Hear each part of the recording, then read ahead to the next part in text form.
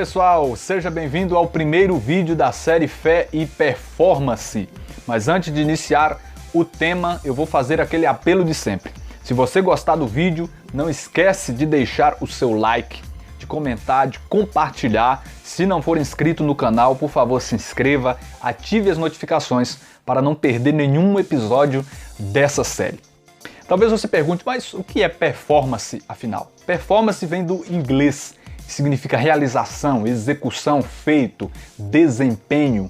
Quando nós procuramos o seu significado, encontramos que é o modo como alguém se comporta ou atua na execução de alguma coisa. Mas por que esse título?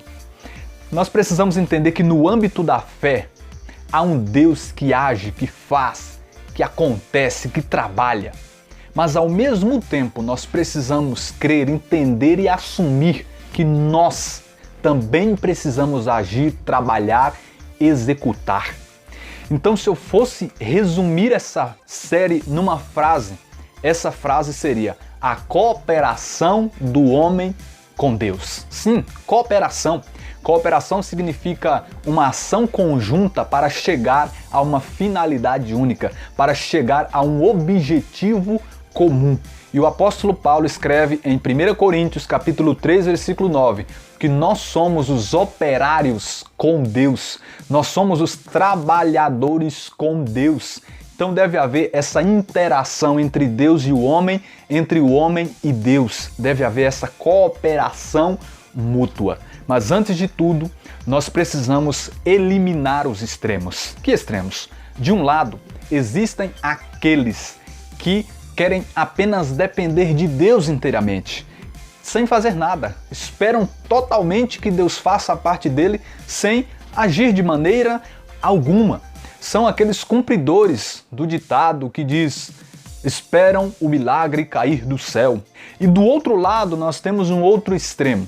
O extremo daqueles que, de forma declarada ou não querem depender de Deus de maneira alguma. E se apoiam apenas em suas habilidades, em suas forças, em sua inteligência, querem agir sem deixar que Deus interfira, sem essa dependência de Deus. E é aqui onde nós precisamos entender a necessidade do equilíbrio. O agir supremo de Deus deve encontrar o nosso agir. Depois de Deus nos criar, Ele quer que nós cooperemos com Ele. Há um famoso ditado que diz assim: faça a sua parte que eu ajudarei. Tem pessoas que até acham que esse ditado está na Bíblia Sagrada. Quando diz respeito à salvação, por exemplo, existe uma frase de Santo Agostinho que diz assim: Deus criou você sem precisar do seu consentimento, mas não poderá te salvar sem que você o queira. Então, para nossa salvação acontecer, precisa haver de nós também um posicionamento de vontade, de querer assumir verdadeiramente o sacrifício de Jesus na cruz e verdadeiramente ser salvo. A salvação de Jesus já está garantida para nós, mas é preciso que nós busquemos essa salvação. Se não fosse assim, Paulo não teria dito em Filipenses 2,12: trabalhai na vossa salvação com temor e com tremor. Quando se fala a respeito da nossa conversão, nós sabemos que o Senhor Jesus está sempre nos chamando a mudar de vida, mas é preciso que haja da nossa parte uma resposta. Marcos capítulo 1, versículo 15, o Senhor diz assim: fazei penitência, convertei-vos. Atos 3,19 diz: convertei-vos, arrependei-vos. Isaías capítulo de número 1, versículo 16 diz: lavai-vos, purificai-vos. Quando nós também refletimos a respeito da oração, existe uma frase de Santo Inácio de Loyola, inclusive essa frase está escrita nas portas do mosteiro beneditino.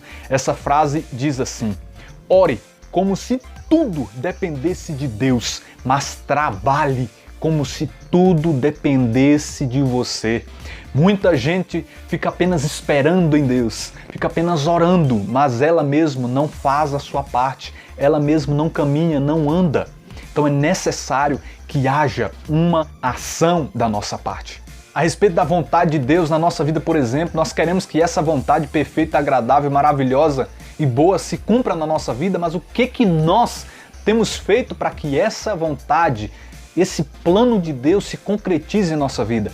O Salmo 138 diz que todos os nossos dias foram prefixados antes mesmo que qualquer um deles existisse. Então Deus tem uma história perfeita para cada um de nós. Mas será se nós queremos obedecê-lo? Será se nós queremos segui-lo? Porque só acontecerá as bênçãos, as promessas de Deus na nossa vida se nós verdadeiramente nos posicionamos em querer seguir, praticar, obedecer os seus preceitos e seguir o seu caminho. Eu certa vez li uma frase, que essa frase falou muito comigo. Essa frase diz assim: não adianta pedir para Deus mostrar e abençoar o caminho, se você não está disposto a caminhar. Quando a gente fala a respeito de milagre, tem muita gente que pensa também que somente Deus tem que agir para que o milagre em nossa vida aconteça. Tem vários exemplos de milagre que nós poderíamos citar aqui e refletir como Deus quis que o homem também fizesse a sua parte para que o milagre acontecesse. Mas eu quero citar João capítulo de número 2. Diz que Jesus, a sua mãe e os discípulos estavam numa festa, nas bodas de Caná, e de repente falta vinho. A mãe, Maria Santíssima, chega até Jesus e diz: olha, eles não têm mais vinho. Jesus diz à sua mãe: isso não compete a nós, a minha hora não chegou. Mas por fim, Maria diz aos serventes: fazei tudo o que ele vos disser. Então Jesus olha para umas talhas d'água e diz: enchei-as. Aqueles serventes encheram aquelas talhas. Jesus ordenou para que levasse até o mestre-sala. E naquele processo a água se transformou em vinho. Mas não foi Jesus que pegou as talhas, encheu as talhas d'água. Foi necessário que aqueles serventes fossem obedientes, enchessem a talha, levassem ao mestre-sala para que o milagre acontecesse. Até para os milagres é necessário que haja essa interação de Deus com o homem, do homem com Deus. Então que nós possamos gravar essa verdade em nosso coração, que sejamos cooperadores com Deus, pois Ele coopera conosco. Que Deus abençoe sua vida. Até o próximo episódio, em nome de Jesus.